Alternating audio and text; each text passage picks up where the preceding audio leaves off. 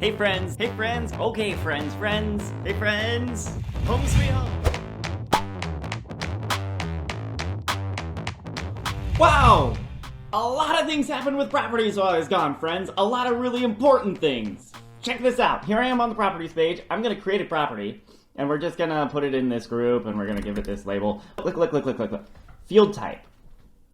Phone number, what? Yes, you can create custom phone number properties now. Oh, how long have some of you been asked for that? That's cool. And then down in calculation properties, we have fun new things. Look, under type, there are now rounding. Round down, round up, round to nearest. Pretty cool. And you can choose under formatting, currency, percentage, duration, so you can actually get the outcome, the type of number you want in your custom equation properties. Hey friends, got kind of a lot of updates about calling inside of HubSpot. So check this out. Here I am on the call settings inside of HubSpot.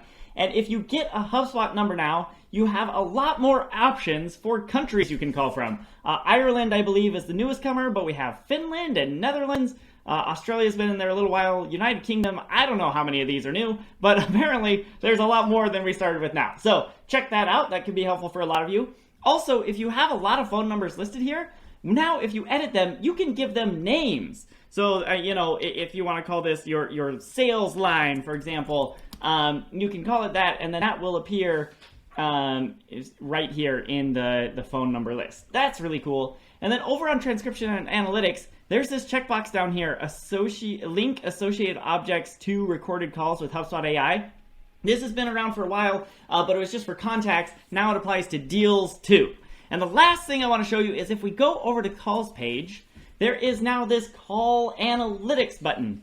And I don't have a lot of recent data because I've been out on leave, but if we change it to the last 365 days, look at all these beautiful charts that are now just waiting for you to help you analyze your calls. Friends, approvals are spreading through the HubSpot platform like wildflowers on a grassy field. It's a beautiful thing and I want to show it to you. So here we are in email settings. And this is where approvals started, right? You could turn it on so people would have to get approval before they could send an email.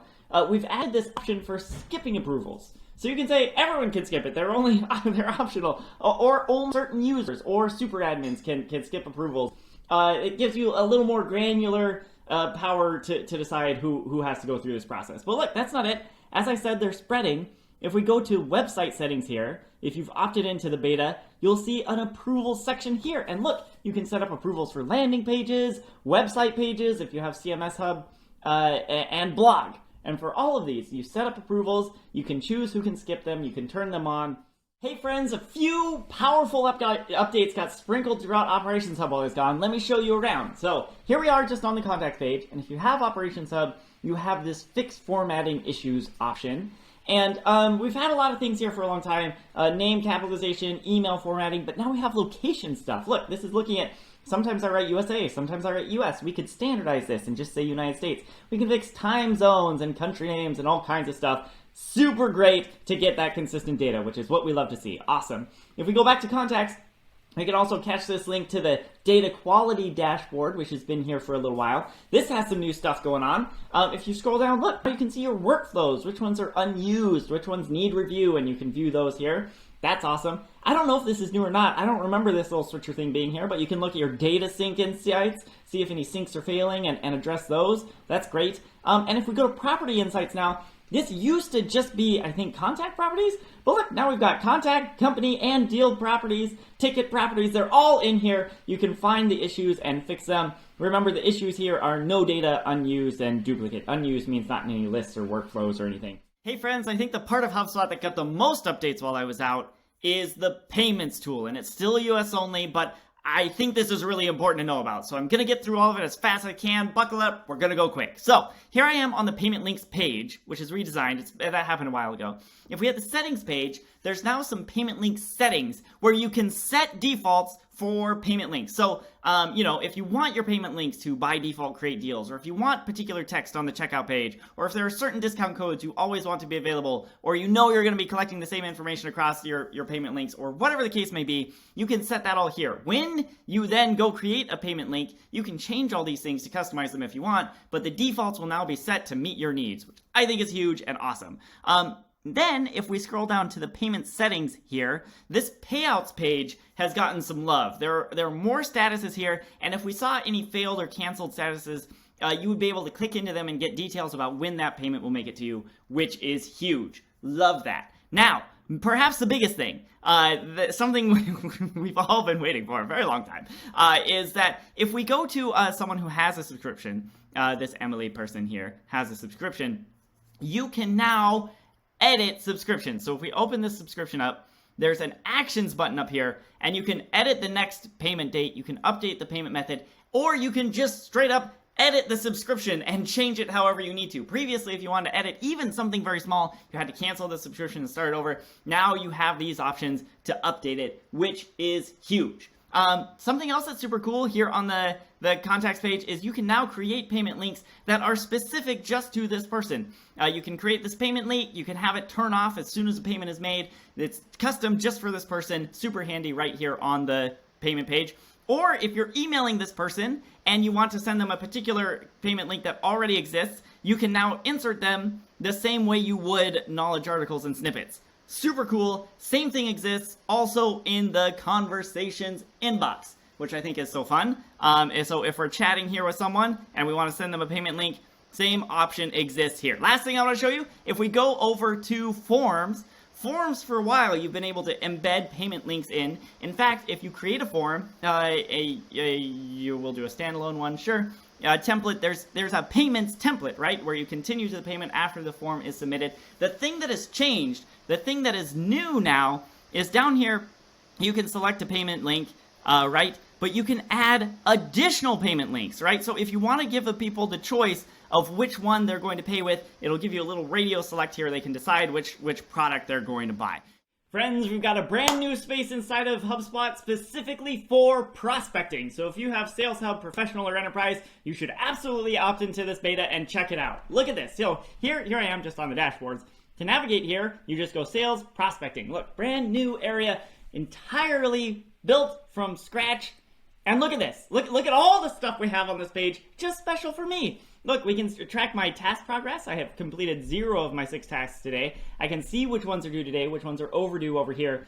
I can check the status of my sequences. I can see who's enrolled and what steps they're on. And look at this. This is super fun. Over here is my schedule. Very nice. But look, new contacts. 7 new contacts have been assigned to me. What if I want to reach out to these contacts? What if I want to do that? Well, I can click on this and look. How about we just enroll these 7 contacts in a sequence right now? Or maybe we look through them first and get to know them a little bit before we do that. Totally can. But if we just want to enroll, we can do that. We can choose our first meeting, and this is the enrollment process you're used to. Super cool. Back to the summary here. Look, my schedule, if I want to see what contacts I have meetings with today, what meetings I have coming up, or I can look at tomorrow and see what that's looking like.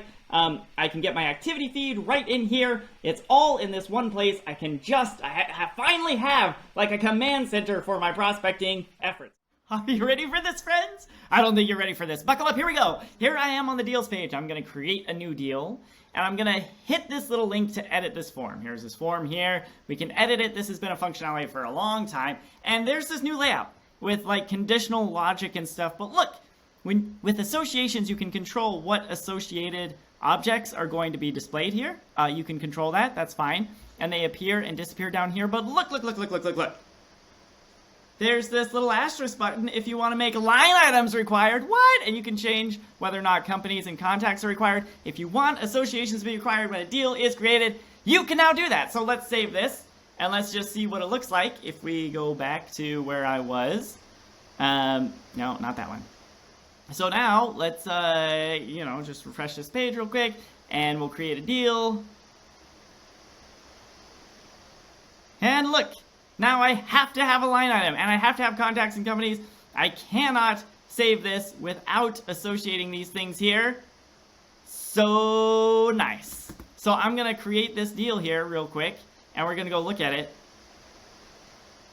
And check out this other cool thing with line items. Look, if I edit this line item, there is now in the line item editor an action for cloning.